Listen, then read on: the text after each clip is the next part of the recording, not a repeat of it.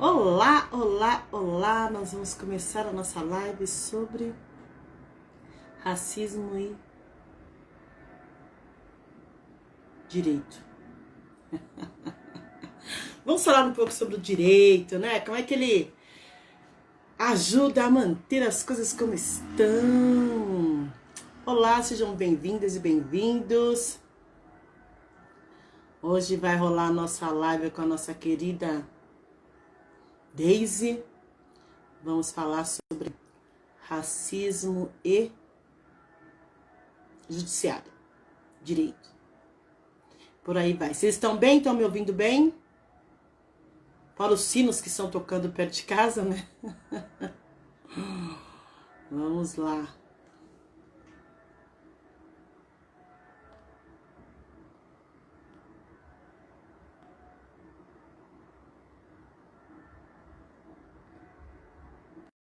Daisy. Vamos esperar ela entrar.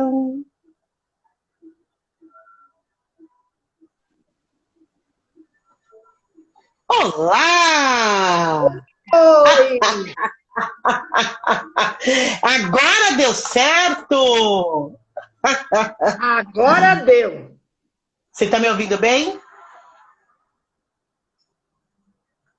Alô? Oi, Oi, tá me ouvindo bem? tô te ouvindo bem, legal. Ótimo, então tá bom. Eu vou só falar que a Daisy é a Daisy, eu conheço Daisy, né? A gente não precisa dizer quanto tempo. A Daisy vai se apresentar um pouco. Nós íamos fazer essa live na semana passada, mas a gente teve problemas técnicos, não aconteceu. E a ideia de hoje é nós falarmos sobre racismo e direito. Então, além da Daisy ser do direito, ela também passou pelos movimentos sociais. Na realidade, foi onde eu conheci ela, através da minha mamãe Maria da Penha, isso a long time ago. Vocês verem como eu sou novinha, 20 anos. Aprendi muito com a Daisy, com a minha mãe, e eu acredito que nesses momentos onde a gente tem que discutir os próximos passos, né? Quais são os desafios que a gente tem, o que a gente precisa fazer de diferente, principalmente quando a gente fala de judiciário, a gente precisa chamar pessoas que também passaram por esses caminhos, que muitos não passaram, né, Daisy? Que muitas pessoas não tiveram a oportunidade de participar de movimento social ativamente como os movimentos eram antigamente. Então, é por isso que eu te convidei, além de eu também ser sua fã, né? Nunca tenho tempo para dizer, mas estou dizendo agora em público. Então, apresento Daisy, Daisy se apresenta e vamos seguir. Bom, eu quero agradecer o convite e quando você deu uma risada, eu vi sua mãe rindo, né? O jeito da sua mãe rindo, sabe? Essa alegria, aquela energia boa que ela tem, que ainda tem, né? Porque ela te emana muita luz para você, ela está chegando junto, está super feliz com você, né? E ela está bem. Onde ela está bem. E sempre foi uma honra para mim conhecer sua mãe, a postura dela, a postura ética, né? A determinação, e sabia de onde estava localizada e o que ela falava e o que ela gostaria de ter conseguido e conseguiu. Então, eu tenho um carinho, um eterno carinho muito grande para sua mãe, tá? Então, quando para mim me apresentar, né? Para quem não me conhece, sou Deise Benedito, né? Eu fui uma das fundadoras de Galedéstra da Mulher Negra, fui presidente da Fala Preta, Organização de Mulheres Negras. Sempre dentro do movimento negro eu trabalhei com a questão de direitos humanos, né? E sempre trabalhei com a questão também de política criminal e penitenciária desde 1991, né? Quando eu participei do grupo, né, da OAB, né, de política criminal e penitenciária, onde eu acompanhei todo o processo, né, do massacre do Carandiru. Então, eu digo, na política criminal e penitenciária, na discussão de prisões, encarceramento, desde 1991, né, com esta pauta que eu considero de fundamental importância, até porque em 1991, a Casa de Detenção de São Paulo tinha mais de 7 mil presos, quando a capacidade era 1.500. E o massacre do Carandiru ceifou vidas, né, de praticamente 60% de jovens negros, na faixa de 17 a 25 anos, na condição de presos provisórios no Pavilhão 9, conhecido como favelão. Então, eu acho que é importante também dizer isso, né, que eu não estou chegando hoje na discussão de política criminal e penitenciária e com a relação com o processo do racismo e da discriminação. Eu já tenho um tempinho aí de história, né? E eu falo que eu não fico velha, né? Não é envelhecer, eu estou me tornando um clássico, entendeu? Ele é trapo que a gente joga para o canto. E ser velho nesse país é um horror. Não é sentimento de pertencimento ou sabedoria, e sim mais um para encher o saco. Então, eu tenho essa questão para mim que é de fundamental importância, mas eu agradeço muito estar aqui com você, né? E eu deixo um beijo para todo mundo que está aí, um beijo no seu coração, querida. Ah, obrigada. Vamos lá. Vamos começar as enquetes, né? A gente sabe que o problema prisional do nosso país, ele existe desde que o Brasil é Brasil. Na realidade, foi uma forma que eles arranjaram de nos exterminar, né? Ou de fazer nós continuarmos um processo de prisão trabalhando de graça. Então a gente percebe, e eu tenho vários casos de pessoas que foram presas sem nada que você pudesse dizer que, olha, essa pessoa errou, essa pessoa fez algo, e você nunca mais consegue tirar essa pessoa lá de dentro. Né? Mesmo que às vezes você tenha grana, você tem um desafio de lidar com isso. E quando a gente fala, isso aconteceu o caso do George Floyd, aconteceu tudo que está acontecendo, é o que eu sempre falo, né? É lógico que o movimento precisa melhorar, mas ele já tem uma história que senão nós não estaríamos aqui, duas mulheres pretas falando no Instagram sobre um assunto que até ontem, ditadura, há poucos anos atrás, a gente não poderia nem fazer um baile, né? Falando sobre racismo que nós éramos capturados. Como é que você vê como é que está repercutindo o que está acontecendo nos Estados Unidos, na repercussão aqui do Brasil? E se você verifica, se você vê alguma luz no fim desse túnel que é tão pequenininho? Olha, eu falo para você aponta duas coisas. Uma coisa, eu chamo que o que aconteceu nos Estados Unidos de Operação Saco Cheio. O que é a Operação Saco Cheio que aconteceu nos Estados Unidos? Não foi só a morte do George Floyd dentro das nossas casas. Não foi. Né? O George Floyd morreu na casa de todo mundo, do mundo inteiro. Toda vez que mostra aquela cena, ele morre novamente, ele morre novamente, ele morre novamente. E aí o que acontece? Para os americanos, os afro-americanos terem ido para a rua, é todo num processo de saco cheio. Por quê? Foi a questão de desemprego, a crise econômica dos Estados Unidos, o número de pessoas desassistidas nos planos de saúde, porque lá não tem SUS. Quer dizer, desemprego, né? Polícia violenta, mais a questão da saúde, crise sanitária nos Estados Unidos. E, juntamente com a pandemia que morreu, de 100 mil que morreram nos Estados Unidos, 60% eram negros. Então, quer dizer, e o pós-pandemia, né? Essas pessoas estavam tão tensas, estavam assim na gota d'água. Então, quando acontece aquele assassinato, é a gotinha d'água que faltava para o pessoal ficar de saco cheio e falar, não, bora para a rua. Então, foi dentro de um processo que as pessoas já estavam de saco cheio, que culmina com o pessoal ir para a rua e ficar mais de 10 dias na rua. O fato interessante, mas também de brancos nas manifestações dos Estados Unidos e jovens. E aí eu chamo isso porque nenhum branco jovem hoje, que também está sentindo a água quase bater nele também, por conta do desemprego, ausência de perspectiva para jovens, obriga também esses jovens a ir para a rua e abraçar essa causa, até porque o joelho dele também estava no pescoço do George Floyd. Eles não estão indo só por conta disso, mas tipo assim, a história vai cobrar da gente.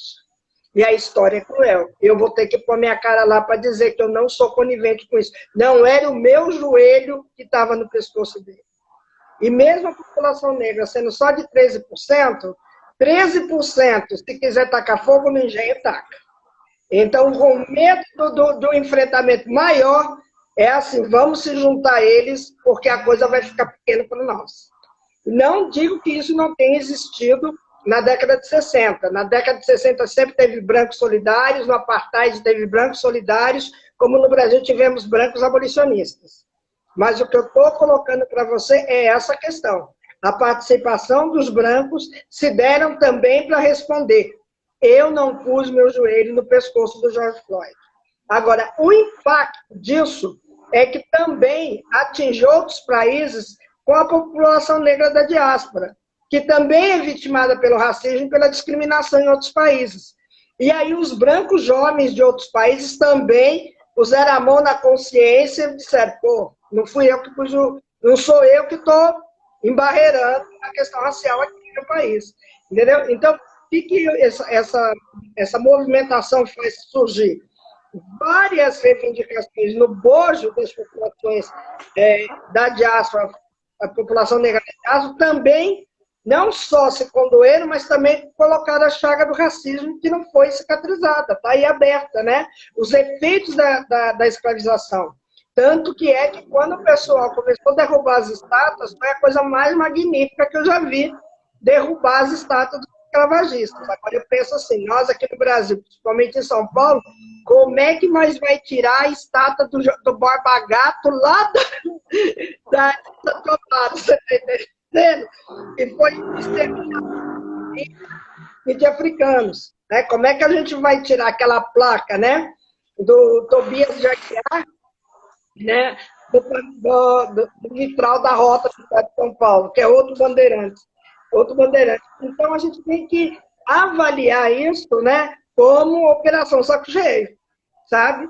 Então, essa operação saco cheio atingiu muito. Agora, quando você me pergunta, desde o impacto disso no Brasil, eu falo para você o seguinte, existe uma identidade de nós para eles, né, muito grande. Né? Um dia eu estava falando com um sobrinho meu e ele falou para mim, tia, muitos negros brasileiros querem ser como os negros americanos. Sabe? Nós não queremos ser nós, negros brasileiros, terceiro mundo da América Latina. Nós queremos ser os negros americanos. Dentro de uma visão dos negros americanos que é altamente capitalista. E ele colocou mais. Ele falou, eu não vejo os negros americanos preocupados com as nossas mortes, como nós também. E aí ele falou assim, nós temos uma coisa que nos liga, que é a discriminação e a violência policial. Mas, assim, fora disso, esse meu sobrinho ainda colocou, tia, eu não vi cartazes com Marielle, não vi cartazes, sabe, de Miguel, não vi cartazes do João nas manifestações. As nossas imagens também não entram na casa deles. Então, sabe, é essa questão, né, que não é o problema da língua só, né? Hoje qualquer Google Tradutor resolve a vida, mas o que eu estou dizendo é essa questão. E os tempos, né? Eu acho que também tem uma questão, que o tempo político dos afro-americanos é diferente do nosso tempo político. Até porque eles tiveram uma enxada, um pedacinho de terra e um jegue. Nós não tivemos absolutamente nada. O que os eugenistas, né, os teóricos racistas, pregaram é que em 100 anos pós-abolição nós estaremos extintos. Ao contrário, nós estamos aí desafiando e colocando por terra toda a ideologia racista, toda a ideologia, todo o pensamento, né, de morte, de extermínio que ia acontecer com a população negra. Então, eu acho isso de fundamental importância a gente observar por esse lado, né, que nós, né, com todas as condições contra nós somos extraordinariamente magníficos, né? Quando a gente tinha um projeto pronto de extermínio, né, e que não viveríamos para mais de 100 anos. E a gente está aí, né, mostrando toda a nossa capacidade, fora todas as coisas, que dentro das condições que nós temos e tivemos, nós somos vencedores, enquanto ativistas do movimento negro.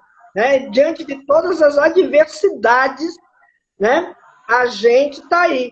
Então, a minha grande preocupação, Ana, é também a hierarquização das mortes, sabe? Morrer a bala é mais importante do que morrer de coronavírus, sabe? O que morrer sem falta de ar? Então, se a gente for falar, eles não nos deixam respirar, então é só a gente olhar a situação de inúmeras famílias que moram na favela, que moram num quarto, e tem uma portinha só, e às vezes não tem nem janela, né? E mora 10 pessoas lá dentro com lençol dividindo e um pano que serve para separar o banheiro da cozinha, entendeu? Essa é uma realidade, com um colchão no chão, existem milhões de pessoas nas comunidades. E elas estão ali, não conseguindo respirar e exigindo isolamento social. Tanto que eu falo, quando a gente fala em isolamento social, a população negra brasileira vive esse isolamento social há mais de 320 anos. Né? Somos isolados de acessar recursos públicos, isolados de acessar uma série de coisas, porque vivemos esse isolamento social. E, por um outro lado, nós temos um senso também de organização totalmente diferenciado pelas influências históricas que nós temos no Brasil. Então, não qualificar todas as lutas do movimento negro, sabe, também é uma situação muito séria. Sabe? Nós não temos que ser igual aos negros americanos em organização, porque a nossa estrutura social é diferente da estrutura social dos negros americanos. Então, nós não temos que ser igual a eles. Nós temos que ser o que nós somos. O que nos une é que fomos também altamente comercializados. Com certeza, o mesmo navio que trouxe nós também trouxe eles. Entendeu? Parou lá no Rio de Janeiro, descarregou um pouco de mercadoria, parou na Bahia, descarregou mais um pouco, parou lá na Pernambuco mais um pouco, sabe? O que sobrou ainda foi para os Estados Unidos. Viemos tudo no mesmo navio, mas somos distribuídos em portos diferentes e em situações extremamente diferentes. E quando ainda eu volto a falar dessa questão do não conseguimos respirar, basta simplesmente a gente olhar, né, as situações dos tumbeiros, dos navios negreiros, os porões, superlotados, as pessoas vivendo no meio da sujeira, da ausência de higiene, de ausência de água, da ausência de comida, contraíram escorbuto, tuberculose, sarna, que não é diferente, tá, do que a gente vê hoje nas prisões superlotadas. Né? Sem água, sem higiene, sem saneamento básico, sem condições de respirar, onde cabe 6, tem 20 dentro de uma cela. Então, se a gente for pensar nisso, a situação que nós estamos vivendo é muito cruel ainda. E principalmente quando a gente vê cenas na televisão de ônibus superlotados, na pandemia, e mal as pessoas conseguem respirar dentro dos coletivos, mas são obrigados a ir trabalhar. Porque quem está na linha de frente, na ponta, é a faxineira, é o carteiro, é o coveiro, é a diarista, é a balconista, né? Que são pessoas que têm que trabalhar e que estão arriscando as suas vidas para trabalhar por uma ausência de uma responsabilidade dos nossos gestores públicos, que estão muito mais preocupados com a cobrança dos empresários do que, né, paralelamente, mais preocupado com os empresários do que com as vidas. Então, essas vidas que estão nos ônibus, né, e eu coloco também não só as pessoas que estão nessas condições, mas essas pessoas que estão sobrevivendo a duras penas, né? Essas pessoas que ficaram nas filas para receber essa fortuna de R$600, onde 10 milhões não conseguiram acessar esses R$600 ainda. Então, essa é uma das questões muito sérias que a gente está vivendo quando a gente fala que nós também não conseguimos respirar. E a gente tem um desafio muito grande, né, Deise, que é o tamanho do nosso país e as diferenças entre esses lugares, né, que é o regionalismo. A nossa diferença é muito grande. Então, até que a gente fala, as pessoas falam, porque o movimento como se chama? O movimento não é unido. Eu falo, gente, se o movimento não fosse unido, nós não estaríamos aqui. Porque existe um desafio regional muito grande. Enquanto aqui em São Paulo as pessoas estão pensando o que elas vão comer amanhã, no norte as pessoas não têm nem como pensar em comer. Né? Então, quer dizer, são tantas realidades diferentes que a gente sempre olha São Paulo como se todo o resto do país fosse São Paulo. E aí a gente tem esse sonho, né, lindo, que se fosse um pouco mais próximo, seria menos desafiador. Mas tem uma coisa que eu observei também nessas passeatas, e aí também é em todo mundo, não é só no Brasil, é que você não vê pessoas acima de 40 anos e 50 anos nessas passeatas. Você só vê jovem como se só os jovens tivessem, assim, aberto os olhos para as necessidades do mundo. Me dá o seu parecer sobre isso. Bom, quando eu gosto de ver jovens, né? Eu sempre tive uma relação muito forte com jovens, até por conta que essa energia da juventude, ela é muito importante para a gente, né? Que já passou dos 4 pontos. Mas eu digo uma coisa para você. eu acho que muita gente que está nos 4 pontos, né, 4 pontos, 5 pontos, 6 pontos, até estiveram nessas passeatas, mas é aquela turma da beiradinha, aquela turma de assim, vão ficar perto da calçada. Se o pau quebrar, eu estou na calçada, eu me protejo. Você está entendendo? E sem contar também que é a questão de... Eu acredito que tinha pessoas de mais idade preocupados até com a questão dos jovens, entendeu? Sabe, que também estavam ali, né, de uma certa forma, fazendo uma retaguarda, né? Mas o protagonismo realmente era dos jovens, porque quem está, né, com a água batendo é essa juventude que não vai saber se chegará aos 40, 50, 60 anos. Então, eles estão indo para a rua para reivindicar o processo da existência deles, né? É importante isso. E aos jovens, a responsabilidade maior é ter que cuidar dos mais velhos. E uma coisa de cuidar dos mais velhos é justamente irem para as ruas para reivindicar os seus direitos e estender aos mais velhos também. Entendeu? Agora, é óbvio que você vê, que eu vi nas manifestações, eram muitas jovens fazendo discursos, falas, isso é maravilhoso. Mas a responsabilidade também é muito grande, entendeu? Porque o fato de ser jovem hoje impõe também uma questão de responsabilidade, que é responder com habilidade a demanda que está aí, né? E aí, quando eu vejo também pessoas que nem estão escrevendo aqui, a Sandra está falando, o Mano Brown foi show de bola, você está entendendo? O Mano Brown foi, ele é um dos ícones da juventude negra nesse país, tinha que ir, né? Emicida optou de não ir, né? E não deixa de ser uma pessoa que não é importante para o movimento, entendeu? Então, a gente tem que ter esse olhar que as pessoas que são jovens há mais tempo, não são velhos, são jovens há mais tempo, né? Que são clássicos, né? Justamente esses clássicos têm que se preservar também, né? E também da vez, porque o pessoal de 40, 50, 60 anos também já amassou muito asfalto. Então tem que deixar essa juventude ir para ver como é que a banda toca.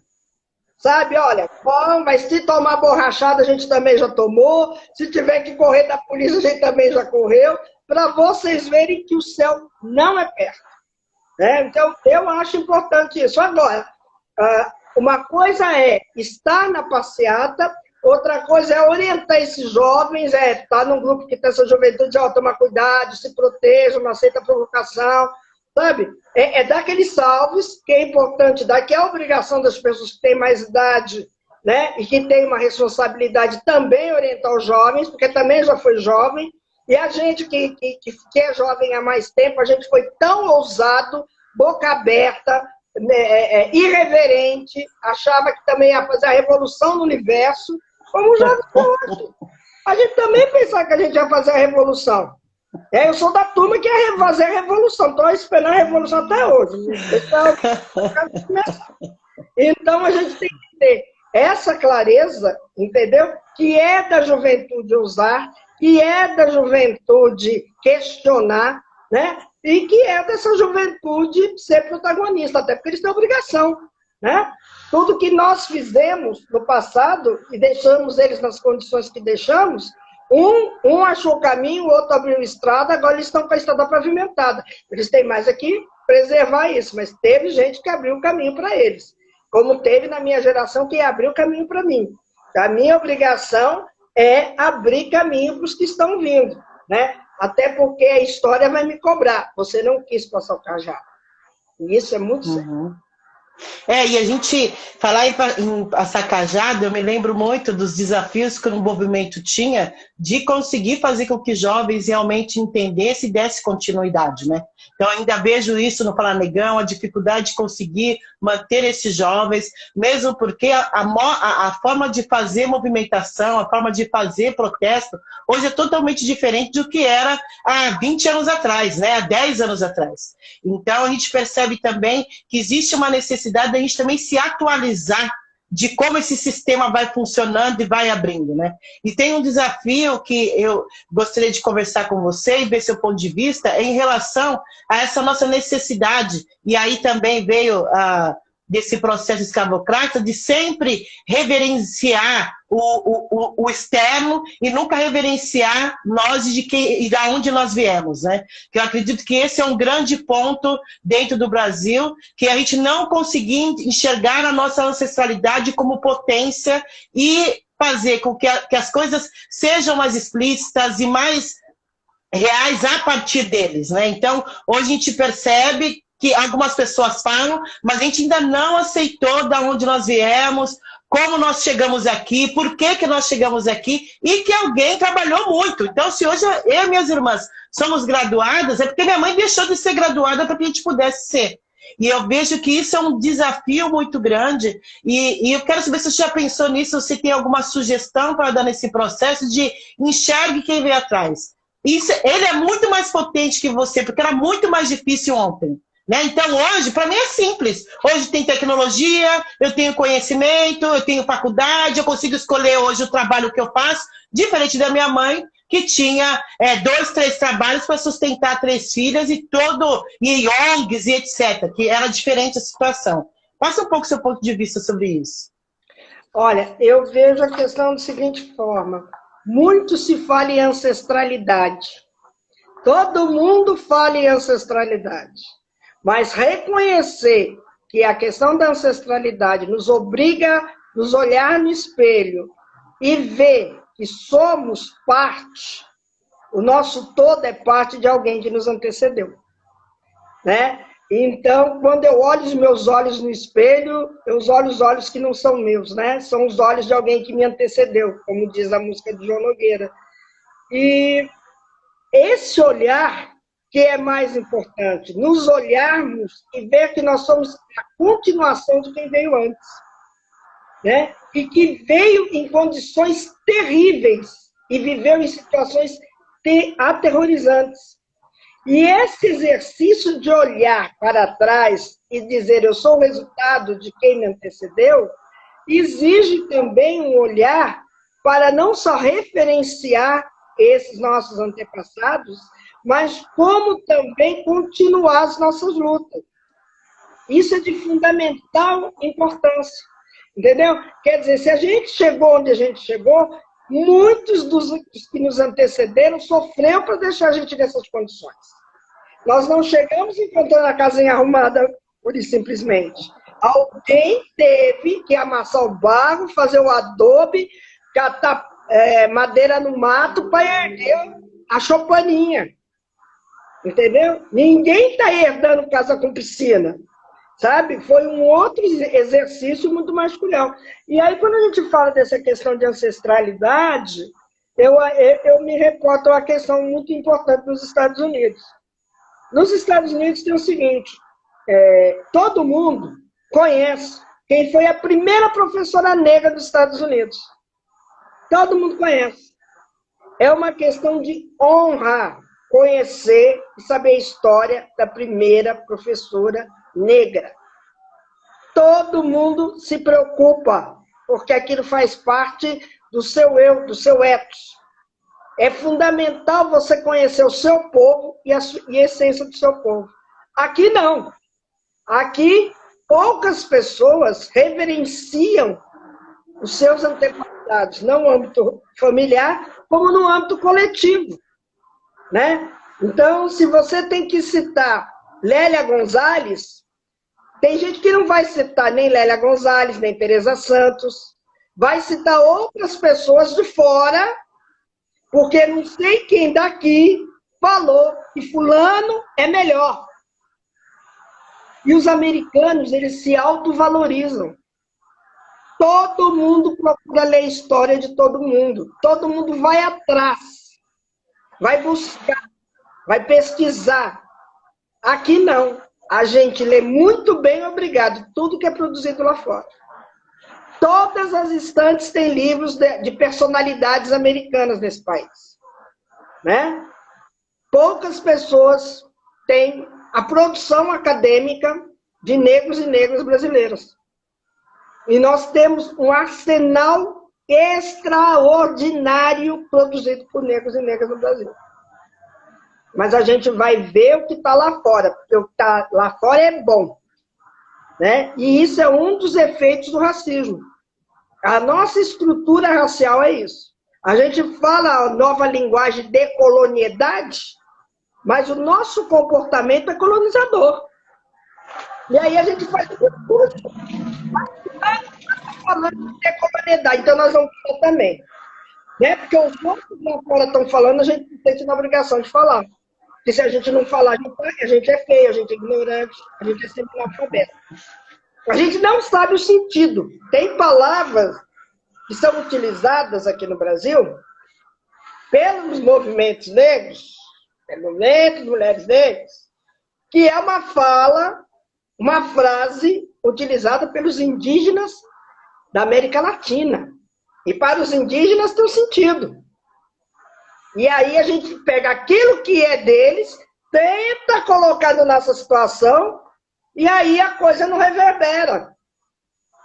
Agora, nós temos que começar a nos olhar, né? Valorizar a produção acadêmica e a produção não acadêmica, que é aquela sabedoria de raiz, que é aquela sabedoria que os bancos das universidades não dão, porque você vai para a universidade para adquirir conhecimento.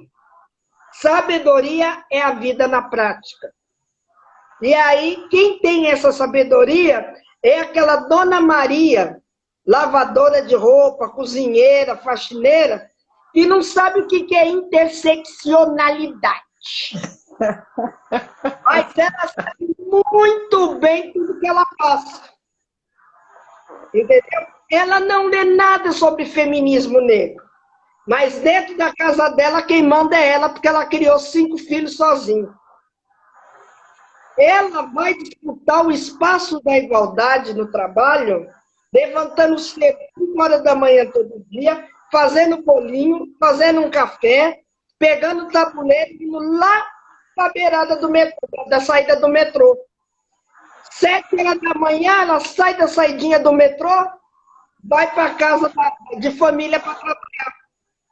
Chegou no final de semana, ou ela vai lavar uma roupa para alguém, ou ela vai passar uma roupa, ela vai fazer uma unha, vai fazer um cabelo. Então a gente fala de interseccionalidade. Gosta dessas palavras, mas a gente esquece que a primeira mulher negra que falou sobre isso foi Nélia Gonzalez nos anos 80. Mas como foi uma brasileira que falou, aí a gente não dá valor. Então aí a gente se preocupa, aí não interessa. Mas ela é a primeira mulher que fala de interseccionalidade. E são as várias formas que o racismo atinge as mulheres negras. Né? Pela saúde, pela educação, pela moradia, pela questão do machismo, da homofobia, né? A violência doméstica, né? Por ser mulher, por ser negra, né? Tá tudo ali, dentro da interseccionalidade. Né? Você entendeu? E aí, a Dona Maria, ela não sabe o que é isso. Dona Maria não sabe. Dona Maria não sabe o que é narrativa, Dona Maria não sabe o que é lugar de fala, Dona Maria não sabe o que é interseccionalidade. Mas Dona Maria é feminista de ponta. Porque ela pôs para fora o cara com quem ela vivia, entendeu? Porque ele levantou a mão para a cara dela. Ela cria as filhas dela para ser independente. Ela cria as filhas dela para ter o seu próprio dinheiro e se virar sozinha e não depender de homem nenhum. Essa é a Dona Maria. Entendeu? Aí eu tenho que ser obrigada a ir lá fora. Isso é o efeito da construção racial brasileira. Dos teóricos brasileiros, brancos e brancas, né? E a gente vive a questão, né, dessa disputa da tal da narrativa, né? Essa palavra também. Tudo que sai na academia, o povo põe na boca dos outros. Entendeu? Como se a gente não tivesse palavra para escolher. Você gosta, né? Eu continuo. Eu me divirto. E aí... Você foi chamada por isso, filha. Que nós somos parecidas. Senão eu não vou ficar chamando ninguém que vai dizer que tá tudo bem. A gente precisa trazer o que é real. Que eu também penso. Não adianta você ter grandes palavras lindas se você não é capaz de reverenciar quem está dentro da sua casa. Não adianta você dizer para mim grandes histórias se você não é capaz de contar a história da sua mãe, que veio antes de você. Então, se você não é capaz de respeitar quem está com você, você vai, através das palavras, você vai respeitar alguém? Então, esse é um dos desafios e da minha irritação quando eu falo de movimento negro, quando eu falo de sociedade, quando eu falo... Porque eu sei o que é ser negra retinta nesse país. Sim. Então, todas as histórias, um monte de história linda, um monte de coisa, mas só eu sei o esforço que eu faço todos os dias para me manter viva. Porque eles querem me matar de tudo quanto é forma. E eu sei porque todos os dias, ou pelo menos 3 ou 4 vezes por semana, eu estou fazendo vídeo no Instagram, vídeo no YouTube. Eu sei por quê. Então, existe uma coisa que eu sempre discuto, que é uma questão estratégica, né? Nós precisamos ter essa habilidade de entender que não vão te dar lugar. Não se iluda. Que aí assim, a gente entra, aquela história, sobe um degrau e já fala, faço parte. Agora ninguém me tira. É mesmo. Quando na realidade, cara, não é isso. Eu não vou sair do meu lugar para colocar você. Por melhor que você seja. Por isso da importância de nós termos as nossas empresas, por isso da importância de nós utilizarmos o nosso saber ancestral na atualidade, por isso da importância de nós respeitarmos os nossos avós, os nossos tataravós, quem veio antes, por isso da necessidade do matriarcado, que sem isso vai ficar muito difícil da gente avançar. E olhar que somos nós, o mundo somos nós. E aí a gente quer, né, contar aquela história bonita, aquela... Que eu só observo, que eu só observo. Porque você sabe que eu sou pé na porta, mas eu respiro, eu aprendi a respirar depois dos 40 anos. Depois dos 40 anos a gente aprende a respirar. Mas vamos lá, vamos desabafo, vamos voltar para o nosso papo. Quando a gente fala de... Quando você trabalha com essa questão do encarceramento há mais de 20 anos. Então, quer dizer, isso você vivencia isso, você come isso, você dorme isso. Você percebe alguma possibilidade de, assim, vamos levar em consideração que o mundo começou hoje, tá? E que estamos passando por essa transformação toda. Eu, por exemplo, eu sou muito otimista, mas eu não vejo um grande impacto para nós, brasileiros, devido à forma como o racismo é estruturado aqui, de que vai se fazer grandes mudanças nessa estrutura e na mente, no mindset das pessoas. Mindset, mente, né? Porque a gente sempre está falando de privilégios e as pessoas acreditam que tem que sair para o outro entrar. E quando a gente fala de encarceramento, você vê alguma coisa que possa ser feito no dia a dia que pode melhorar essa situação? Bom, primeira coisa que eu sempre, quando eu vou falar de encarceramento, né, eu sempre coloco uma coisa que eu considero muito importante. Primeira coisa, né, eu falo que as primeiras pessoas nesse país que foram encarcerados foram os povos indígenas, tá? Então, as primeiras mulheres violentadas nesse país foram as mulheres indígenas, os primeiros jovens exterminados foram os jovens indígenas, os primeiros aprisionados foram os povos indígenas, né? Os primeiros torturados foram os indígenas, os primeiros escravizados foram os indígenas. E o Brasil, durante todo o processo da colonização, que é 320 anos, o Brasil foi uma grande colônia de execução penal, porque quem atentava contra a coroa portuguesa era condenado ao degredo, e o degredo era aqui. Então, não foram poucos os degredados, filhos de Eva, Marias e João, que vieram tirar a cadeia aqui no Brasil. Então, vamos combinar que também aqui não era flores, né? E depois vem a população africana, naquelas condições de um navio negreiro, acorrentados, comercializados, despersonalizados e aprisionados, né? Porque a questão das prisões nos acompanha desde os portos de Goré, desde o momento que ficava nos depósitos lá na ilha de Goré, aguardando o navio chegar para fazer o embarque. Então, o processo de sofrimento e dor é desde o momento da captura, o momento que ficava guardado, depositado, para depois essa mercadoria ser colocada dentro dos porões e chegar até aqui. Então, o processo de aprisionamento nosso, ele é muito grande, né? E ele já não vem de hoje, esse processo de aprisionamento. E aí, quando a gente chega no Brasil, tem todo aquele processo de você ser um escravo. A partir do momento que você é escravo, você diz personalidade, e é retirado o fundamental, que é a tua liberdade. Então, eu falo que a escravidão no Brasil foi uma execução de uma condenação sem crime. As pessoas foram executadas. As pessoas africanas foram submetidas ao cumprimento de pena no Brasil, né? Sem ter que você ter cometido um crime. Então, a escravidão foi uma execução de pena sem crime. Essa parte daí, você não tinha liberdade.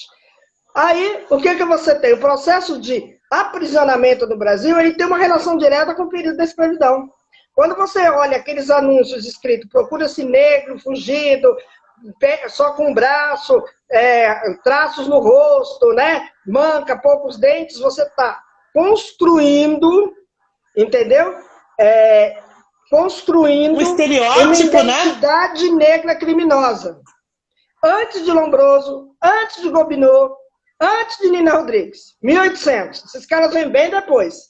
Então, o processo de escravismo, se você não está trabalhando, atendendo às necessidades do seu patrão em atividade de laborterapia, que é ficar 16 horas no canavial e tomar uma chicotada de vez em quando para ficar esperto, se você não está trabalhando, você está na vadiagem. Se você está na vadiagem, você está preso.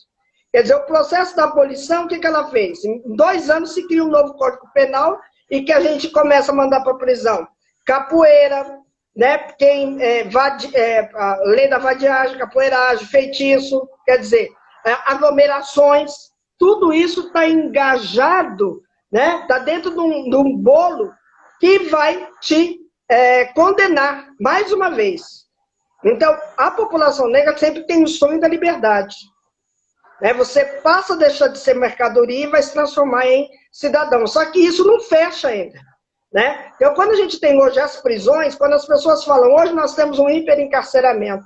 É o que eu falei, na Casa de Detenção em São Paulo, em 1992, tinha 7 mil presos, na sua maioria negros. Só que não tinha esse nome hiperencarceramento. Esse nome é novo.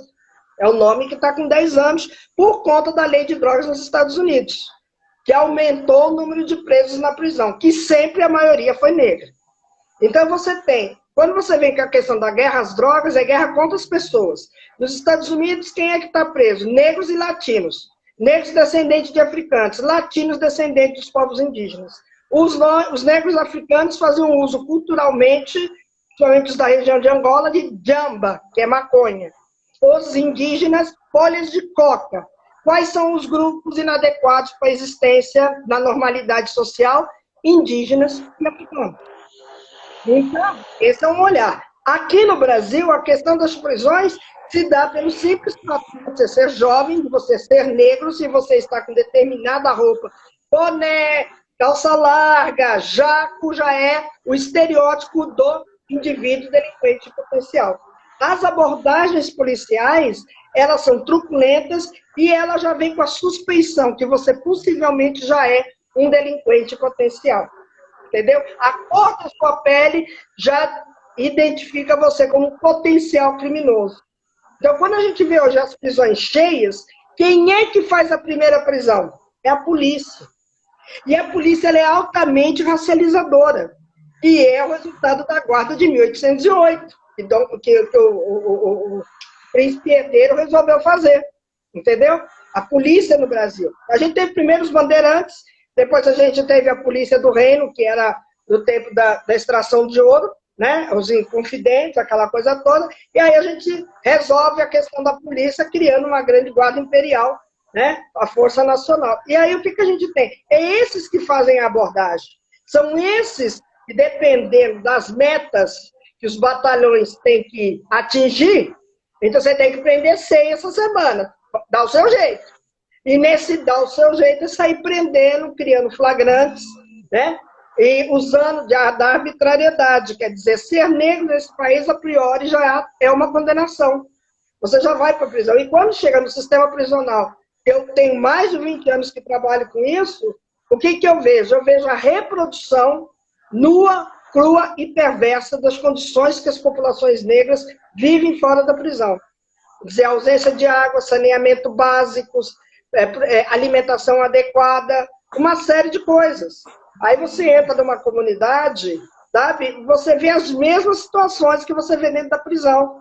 A umidade, falta de espaço, saneamento básico. Então, as pessoas vivem num processo aqui fora de uma execução de pena que é ausência de direitos contínua.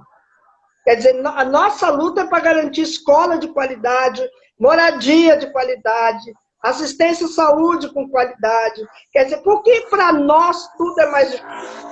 Porque eu não tenho uma segurança cidadã nos bairros mais afastados, Paraisópolis, Santa Amaro, Jardim Ângela, Itaquera, Brasilândia, que eu não tenho uma polícia tão gentil como a polícia que circula em Jardins. Por que eu não posso ter a mesma polícia? Entendeu? E aí a gente tem os nossos estereótipos como uma forma de perpetuar uma sentença. Entendeu? E essa que é a grande questão. Como a gente vai ser visto enquanto pessoa, e não como uma mercadoria, e hoje como inimigo público número 1. Então, manter as prisões, manter as pessoas presas, dificultar a saída das prisões, né, dificultar todo esse processo faz parte de uma grande política. O que salva ainda a população negra é a defensoria pública dos estados. E olha que foi um parto para ter uma defensoria pública em São Paulo. Eu fui parte do grupo que criou a defensoria. O céu não foi fácil conseguir uma defensoria. Por quê? Porque é para defender pobres. Então, as defensorias públicas, elas não têm a mesma estrutura dos ministérios públicos, não têm o mesmo número de funcionários, né? A gente tem poucos defensores públicos. Ah, para que tem muito defensor público? É para defender pobre, preto, mulher, puta, gay, lésbica. Para que velho, deficiente? Para que tem que ter esse povo? Do jeito que tá bom.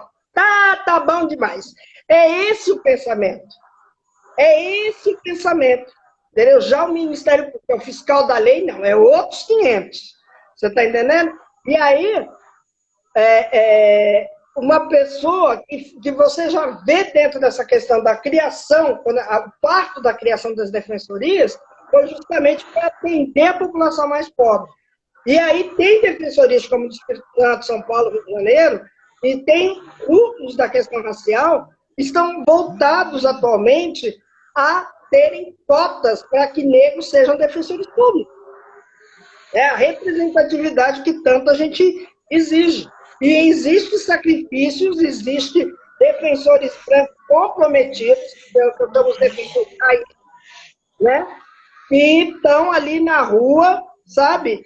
Para poder, estão na luta para poder garantir isso. Agora, o atendimento da defensoria, ela é sempre precário, porque você não tem um número, a gente tem uma desigualdade tão grande dessa população pobre, que até para ser atendido na defensoria, você tem dificuldade de acessar, entendeu? A defensoria pública pode se deslocar.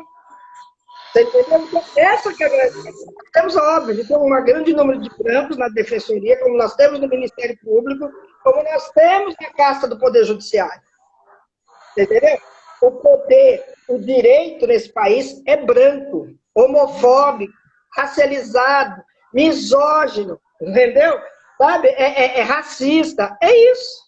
O nosso acesso ao direito passa nessa transversalidade, entendeu? E nessa interseccionalidade, entendeu?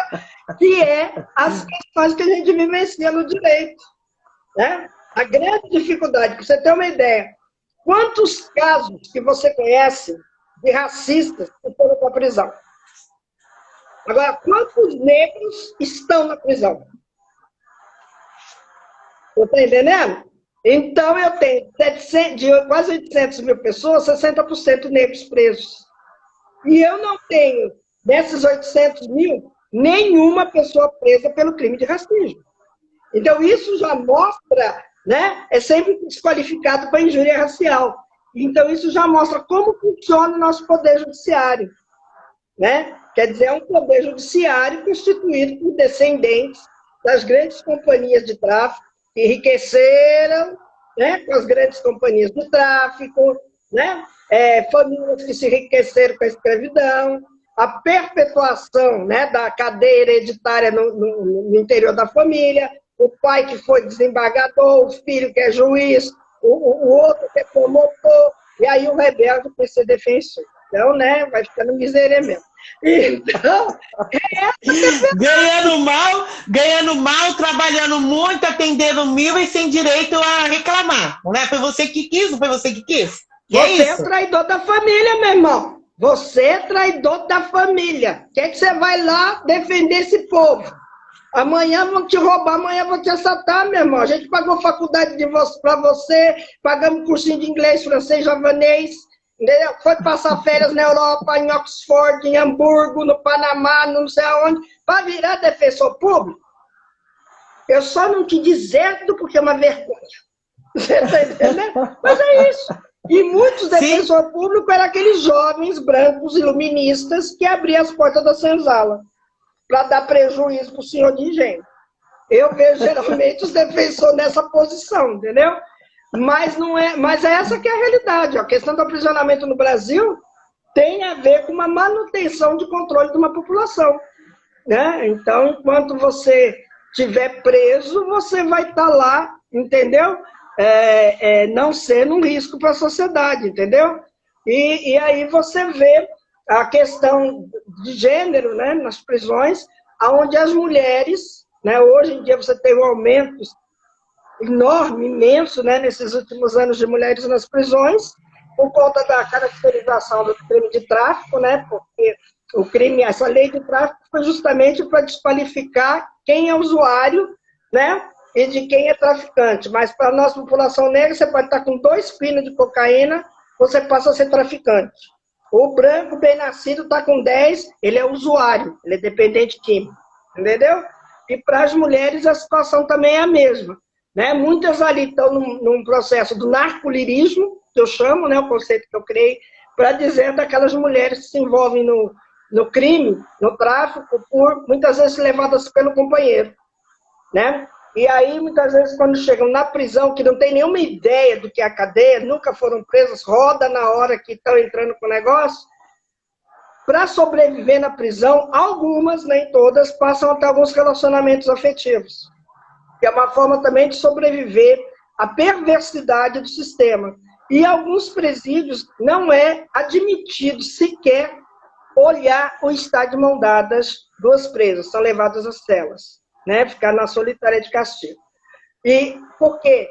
O processo da prisão para as mulheres é muito mais cruel, porque a prisão para as mulheres é a questão de você se orientar, você se autopunir e você se ressocializar. Como é que eu socializo quem nunca foi socializar? Né? Como é que eu posso considerar falta grave 2 mulheres de mão dadas na prisão? Como é que eu consigo esse falta grave? Como se a afetividade não fizesse parte do processo de reconstrução das vidas, né? O afeto, ele não pode ser considerado uma falta grave. Então, você tem isso como falta grave em vários presídios, que mulheres ficam presas porque foram pegas de mão dadas com outras, né? Ou abraçadas com outras, quando isso é uma coisa que é o mínimo que você pode exigir num ambiente tão hostil que seja a afetividade. Mas como a gente, esses ambientes, é cercado de uma falta, então eu coloco uma questão disciplinar que as mulheres não se abracem. E nos presídios masculinos tem também algumas graças, assim, só que não é tão incidente. Lá é o contrário. Muitos homens que são gays, muitos fazem na relação de gênero, trabalho de limpar a cela, lavar a cela, fazer comida para todos os presos da cela, aqueles serviços de mulher. E aqueles que são trans, né, sofrem porque não têm um atendimento para poder fazer o uso de hormônios, né, as medicações necessárias, entre processo depressivo, muitos se cortam. Olha, gente, a cadeia, se o pessoal soubesse como é a cadeia, e eu bati cadeia, conheço vários presídios no Brasil, conheço sistema socioeducativo, conheço comunidade terapêutica, hospício, mas eu falo para vocês, olha, é terrível, entendeu? É terrível, né? Porque é a despersonalização das pessoas. sabe? E aí a cadeia não faz bem para ninguém, não. Na verdade, adoece, né? E quem tá. E piora a situação, porque depois que você sai, você nunca. Depois que você sai pra rua, você nunca mais quer viver longe da cadeia, né? Porque a rua é muito pior do que você estar preso, porque você não consegue se socializar, você não consegue emprego, muitas vezes você não tem mais família, não tem casa, porque também o tempo passa, as pessoas também seguem sua caminhada. Então, quer dizer, são muitos desafios. Mas eu quero dizer para você que já acabou. Olha que chato. A vida é difícil. Passa muito rápido. Então, eu quero agradecer você, Deise, por você sempre estar disponível. É uma pessoa que eu sempre pude contar e aprendi muito. Agradeço a minha mãe, né, por ter me dado você de presente, porque é assim, hoje muitas pessoas que retornam à minha vida foi um presente que a minha mãe me deu. Então, eu agradeço muito e peço para você deixar as suas considerações. Você tem 2 minutos antes da live cair. Então, eu queria deixar um abraço para muita gente que eu estou vendo aqui, o Wellington, que trabalhou comigo na Secretaria de Direitos Humanos, um beijo para Santa Sagrada, um beijo para Priscila, um beijo para Marta, para Flávia, um beijo para Cíntia, de Pernambuco. Eu quero deixar um beijo para todo mundo. Eu quero dizer para vocês que a gente sempre vai estar junto, independente da distância, né? Eu acho que a gente tem que continuar a luta, eu acho que esse processo de lives é muito importante, porque não é só o número de seguidores que você vai ganhar, ao contrário, é mais o número de pessoas que você vai poder tocar na mente e no coração. Eu acho que as lives, elas têm um compromisso com a responsabilidade das pessoas. É uma responsabilidade para quem é convidado, para quem propõe, porque a gente está falando com muita gente. Então, é também fazer ativismo, é também chamar para a vida, né? E é principalmente, né, engajar pessoas na luta, né? Eu acho que é isso. Eu quero agradecer extremamente você, agradecer as pessoas que estão aqui, né? Segunda-feira eu tenho uma outra live à tarde, terça eu tenho 2, entendeu? E eu não estou preocupada com o número de seguidores, não. Estou mais preocupado com as mentes e corações que podem ser tocados. É essa que é a nossa obrigação, entendeu? E aí o pessoal está pedindo para você salvar a live e você salva ela para mim, tá? Um beijo no seu coração, querida. Qualquer hora a gente faz outro bate-papo. Eu te agradeço. Vamos ver se a gente faz aí uma vez por mês é muita coisa, mas uma vez por mês eu acho que vale. Não, a gente porque... tem um ponto aí que tá aí e a gente se segue. Para vocês que estão em casa, lave as mãozinhas, tire chinelinho, se alimente, não façam regime, vamos ficar exageradamente GG. Exageradamente. Beijo, meu amor. Valeu, querida. Muito obrigada. Eu vou mandar. Tchau. Tchau. Obrigada a todos e todas que assistiram. Tchau. Tchau, gente. Mua!